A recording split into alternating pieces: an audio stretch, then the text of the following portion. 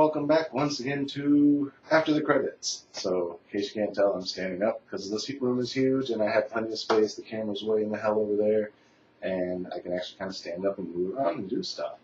Don't know why I'm standing, other than I don't feel like adjusting the camera height and everything for a sit down, because this is what it would look like if I was sitting down. Hi. You see how much adjusting I would have to do? I'd have to bring it down, pull it in. So for right now, I'm going to be standing for this one. So, in case you can't tell by the title card, I finally got around to seeing Captain America Civil War. Again, sorry if there's problems with the audio. I'm recording this through the webcam, and because I don't have my mixing board set up yet. Probably not going to for quite a while. So, what did I think of Civil War? It was fun. I actually enjoyed it quite a bit. Kind of takes me back to the whimsy that the earlier films kind of had, or that I felt was kind of missing in Avengers Age of Ultron. The comedy aspect was still there, but I don't think in Age of Ultron they focused enough on the actual events that were going on, where in this one they did. They didn't really go a whole lot into why the Civil War kind of came up. I mean, they did as far as like certain aspects of it, but as a whole, it was like, people could have kind of resolved this without the fight.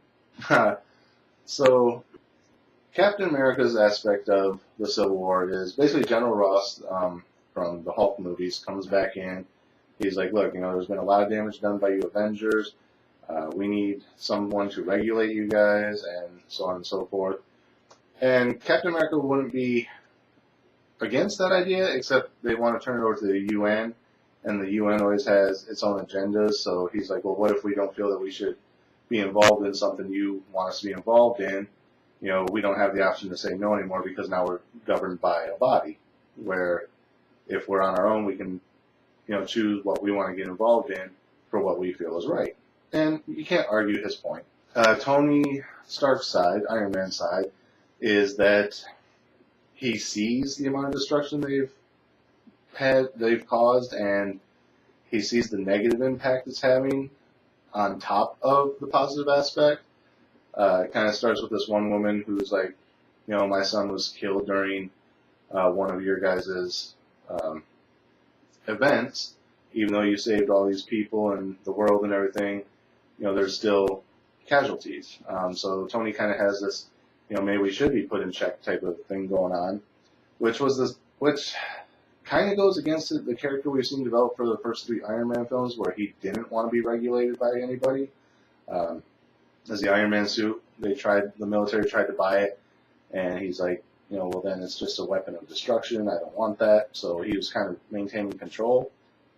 So it's almost like he's flipped his personality a little bit, which is kind of understandable, but at the same time doesn't seem to fit. Maybe if it had been fleshed out a little bit more, like it was more than just this woman saying, my son died at your hands. Because, Scarlet Witch, her and her brother were against Tony Stark in Age of Ultron because they almost died due to Stark weapons. That issue was never resolved, yet she's on his team. That whole thing, they just glossed over at the end of Age of Ultron, and now she's siding with him. So why she joined the Avengers in the first place doesn't 100% make sense to me, other than what Hawkeye said to her in Age of Ultron. But here, it's, I don't know, it's just weird the way everything kind of meshes together. The rest of it all kind of falls into place. Unfortunately, one of the biggest reveals with Ant-Man was spoiled for me on Facebook the other day, thanks to a stupid ad that showed what happens with Ant-Man. At the same time, though, it was still awesome. I'm not going to spoil it, but, the movie's been out for a couple weeks, so everybody's probably already seen it. The inclusion of Spider-Man, unfortunately, I think we could have done without. They just wanted to add Spider-Man. 1, I guess, to try and steal him back from Sony and kind of bring him back into the Marvel fold. And 2, to flush out the team numbers. Otherwise, you would have had 4 against 5. So they were like, well, we need a 5th person here, so let's see if we can get Spider-Man back. I know they got plans for Spider-Man, but honestly, I would have liked to have seen the Amazing Spider-Man 2, or 3. I've said that for a while now. I'd like to see where they were going with the Sinister Six. I did see on Facebook the Sinister Six movie may still happen. Don't know. Maybe it'll be in conjunction with Marvel. It'll be like a Marvel-Sony mashup project. So we'll see where that goes. The character of Spider-Man in this one, I do like that they didn't go full-blown into the origin story again. We don't need that. But at the same time, I just feel his inclusion wasn't needed. He just kind of came out of nowhere secondhand. It's like, Stark's team was like, I need a fifth player. And, oh, hey, I think I have an idea. So he goes to New York and pulls up this kid. And he's like, yeah, I know you're Spider-Man. He's like, what? What are you talking about? And he's like, oh, this isn't you, and shows him a picture. And it shows him fighting crime as Spider-Man in this really generic suit, kind of like in the Tobey Maguire version, what he was wearing when he was wrestling, but not a little bit more Spider-Man-ish than just a red hoodie. So it's kind of like, his prototype thing, and then Stark kind of develops the new suit with him, which you would think with it being Stark Tech, it would be a little bit more armor-ish, but it, because he kind of says, you can't really protect yourself a whole lot wearing, like, spandex. But then, like, the suit that he gets from Stark is pretty much fabric, because the mask, like, even rolls up at one point, so it's still, like, fabric. But maybe that's new Stark Tech. Maybe he's going to, like, a thin nanopolymer type of thing that's flexible to try and bring down the Iron Man suit. Because, haven't actually read into it much, but I know in the new Superior Iron Man comics, he has a lot thinner, tighter suit that's more, like, body conforming, so maybe it's a flexible metal type of thing.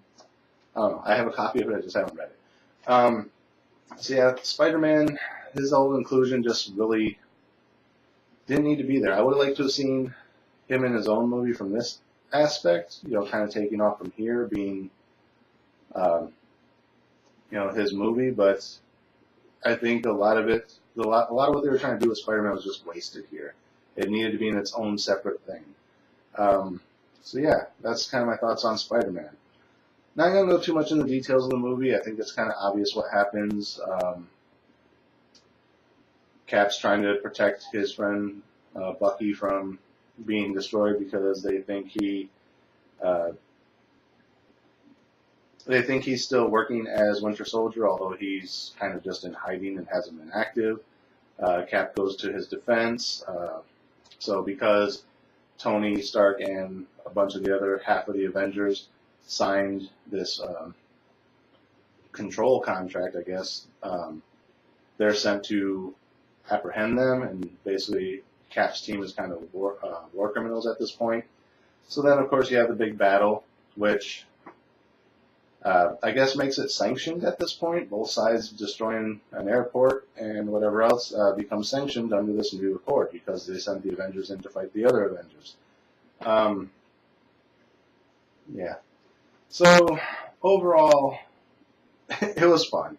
I enjoyed watching it for the first time since, I don't know what the last, probably Dark World. I remember enjoying Dark World quite a bit. But then with like Age of Ultron, I was just kind of like, it was there, but it was just eh.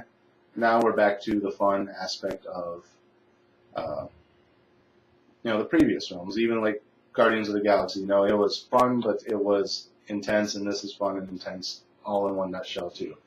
Yeah, so it's continuing the Marvel Universe. How can you hate it, right? You can, but it's by a very thin margin.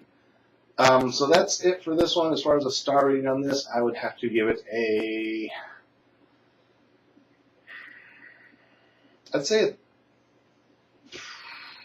was going to say a 3.5. I'm getting a lot more stricter on my star ratings. Normally I probably would have said it was a 4, but because I'm trying to be a little bit more strict on them, I'm going to give it a 3.5. Like I said, it's above what Age of Ultron was in my opinion, but like the inclusion of Spider-Man just didn't need to be there other than to balance the teams. Vision was kind of underused in it, but I understand why. Scarlet Witch's character was only minorly further developed. Black Panther was awesome. I'll give Black Panther that. Him coming into the Avengers, I think they could have done a little bit more with, other than him just showing up and all of a sudden he's on a team. It's almost, in the first part of the movie, it was almost like he was kind of his own team, like a third team of one man in the middle of everything, but then he just kind of sided with Iron Man's team just because he wanted a shot at Winter Soldier. So, yeah. But otherwise, Black Panther was awesome. I'm looking forward to his movie. Kind of looking forward to the Spider-Man movie because I think what Marvel's doing with Spider-Man would be good on its own. I don't know if he needs to be involved in further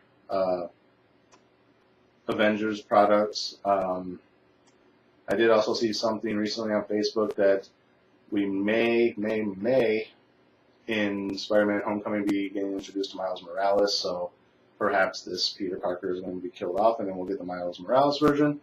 Who knows? Yeah, so that's, I'm going to give it a 3.5. It's close to a 4, but I'm being a little bit more stricter in my old age.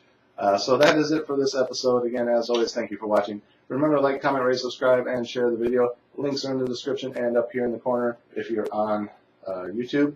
And until next time, as always, we'll see you after the credits.